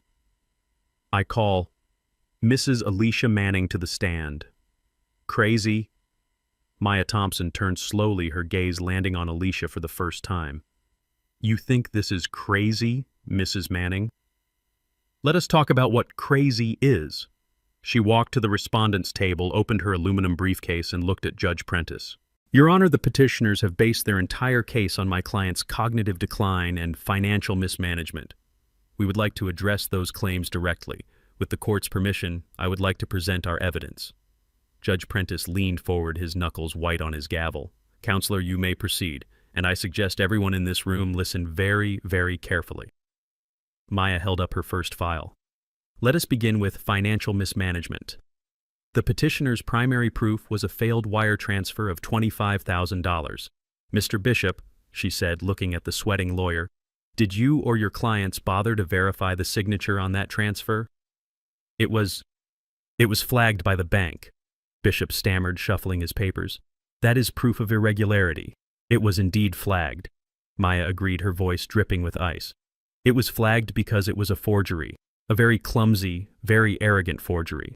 I submit as Exhibit A a sworn affidavit from Kevin Harris, the branch manager of Decatur First National, detailing the attempt, and furthermore detailing the follow-up phone call he received from Mr. Trevor Manning, who tried to intimidate the bank into processing the fraudulent transfer, claiming my client, Judge Vaughn, was confused and had authorized it." Trevor leaped to his feet. "That is a lie. That is slander. I was just trying to help. He is an old man. He—" "Sit down, Mr. Manning," Prentice roared from the bench. "You will have your turn to perjure yourself. Do not do it from your seat." Alicia had sunk back into her chair. "Trevor, you called the bank," Maya continued as if they had not spoken. Her voice was a metronome ticking down. "Second, the petitioners claim erratic behavior. They have submitted a report from a social worker, a Mrs. Gable, and an invoice from a neurologist, Dr. Alastair, for a missed appointment. They claim my client is a danger to himself. They claim he is sick." She paused and her eyes found mine. "The truth, Your Honor, is that Judge Vaughn is sick, but not in the way they claim. He is sick because his daughter has been poisoning him." The courtroom exploded in a collective gasp. Alicia let out a sound I will never forget, a high-pitched, strangled wail. "No, that is not true. I just brought him food. I brought him his favorite. I was taking care of him." "Objection," Bishop shrieked, scrambling to his feet. "Your Honor, it is outrageous, slanderous. There is no proof." "Is it?" Maya asked. She pulled a single laminated document from her case. "Then I submit as Exhibit B the full toxicology report from Atlanta Forensic Lab's chain of custody verified. The sample was taken from the food my client was fed by his daughter, Alicia Manning. The contents benzodiazepine, a sedative. Not enough to kill him.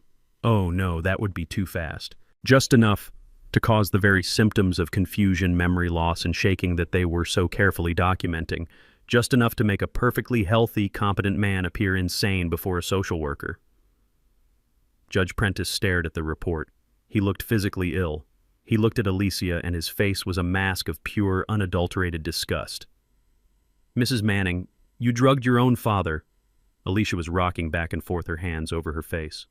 "No, Trevor said it was just a vitamin drop to help him relax, that is all. I did not know." Trevor's face was gray. "Shut up, Alicia, just shut up." "So you admit it," Bishop screamed at Trevor. "It was chaos." Prentice slammed his gavel, the sound cracking like a gunshot. "Order, order. I will have this entire room cleared. Mr. Bishop, you will sit down and be silent, or I will have the bailiff remove you.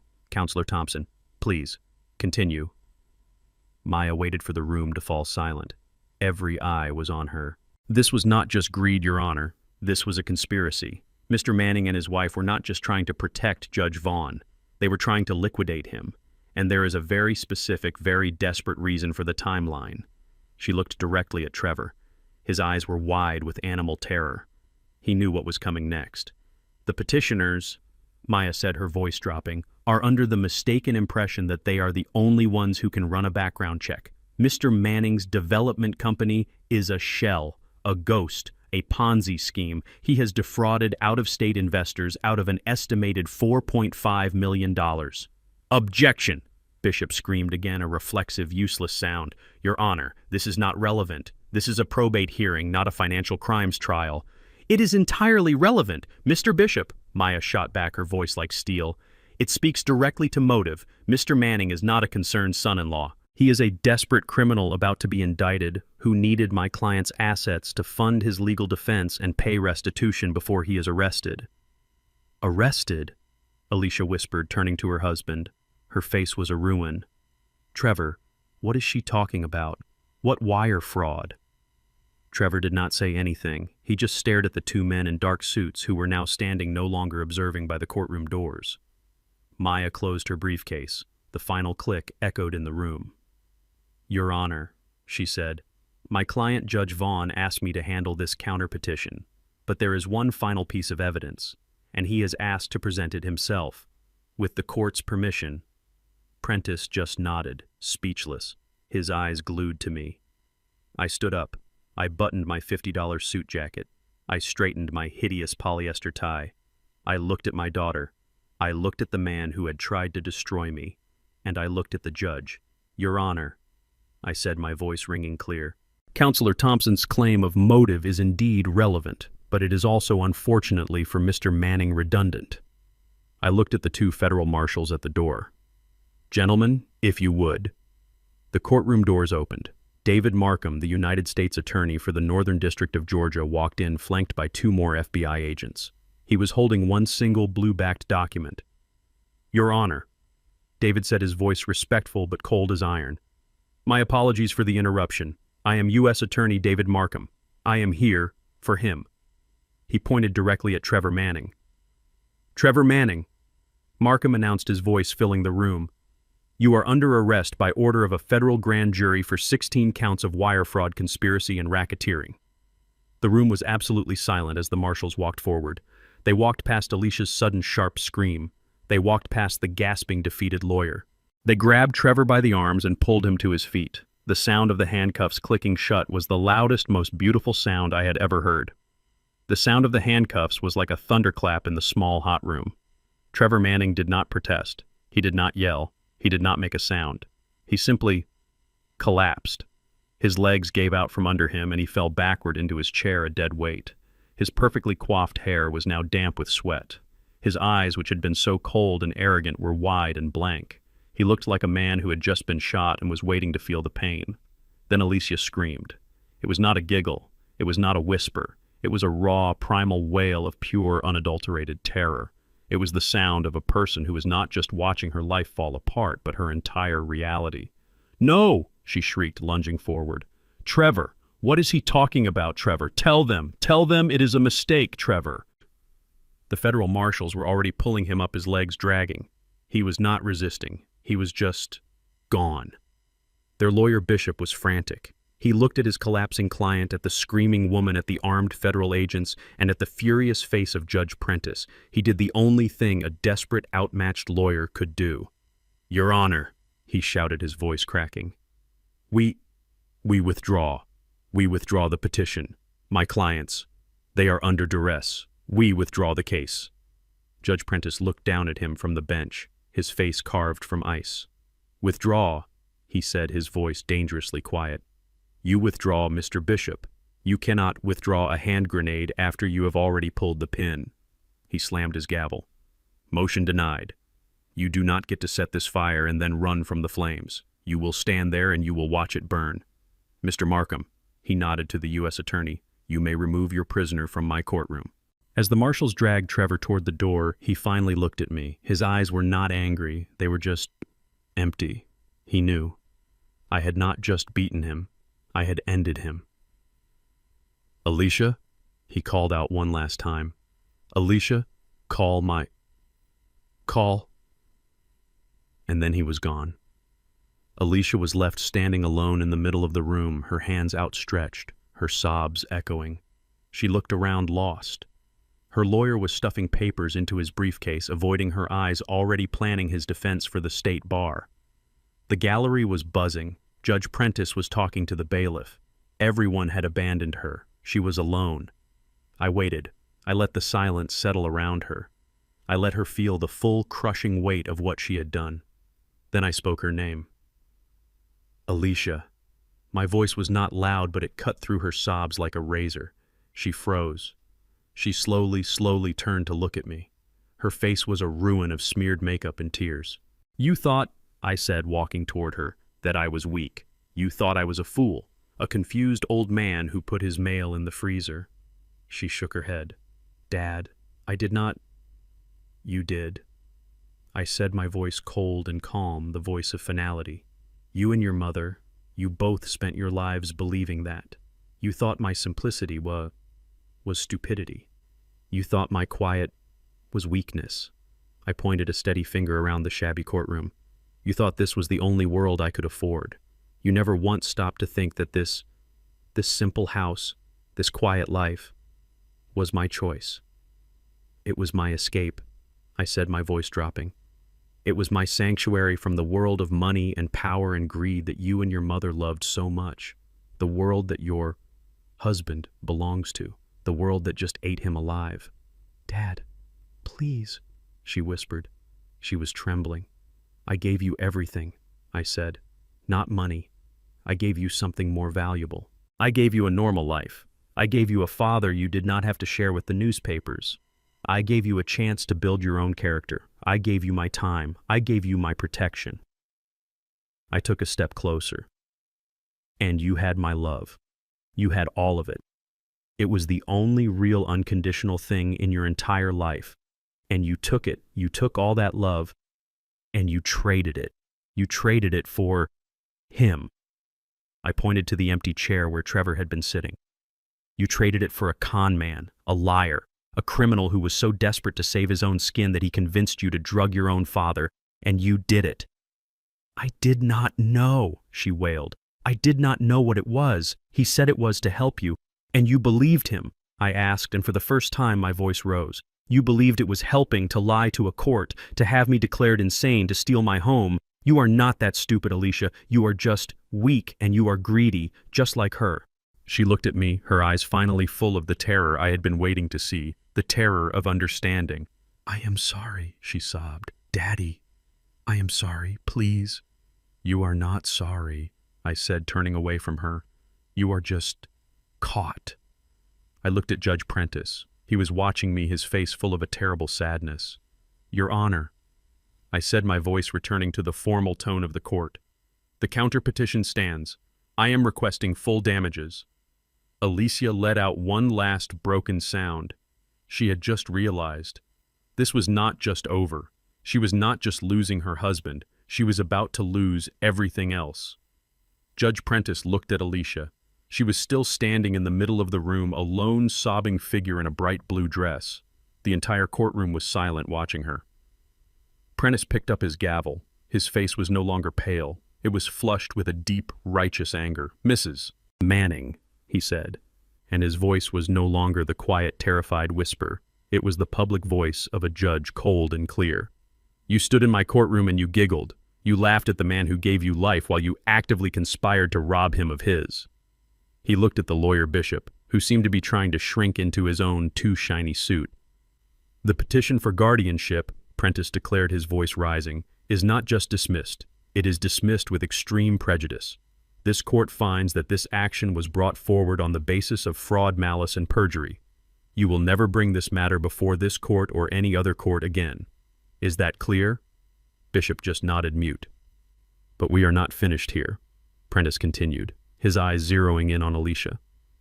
I am referring this entire file, every exhibit, every piece of testimony, and this court's full transcript, directly to the Fulton County District Attorney's Office for immediate criminal investigation. Alicia's head snapped up. What? No. The charges, Prentice said, as if reading from a list, will include but are not limited to conspiracy to commit fraud, forgery, attempted felony theft, and felony abuse of an elder. Alicia's legs buckled. She grabbed the plaintiff's table to keep from falling. No, please, Judge, please, he is my father. We made a mistake. A mistake, Prentice repeated, his voice laced with contempt. Is forgetting your keys, drugging your father, and attempting to steal his home is a crime. He looked past her toward the back of the courtroom. Mr. Markham, your prisoner.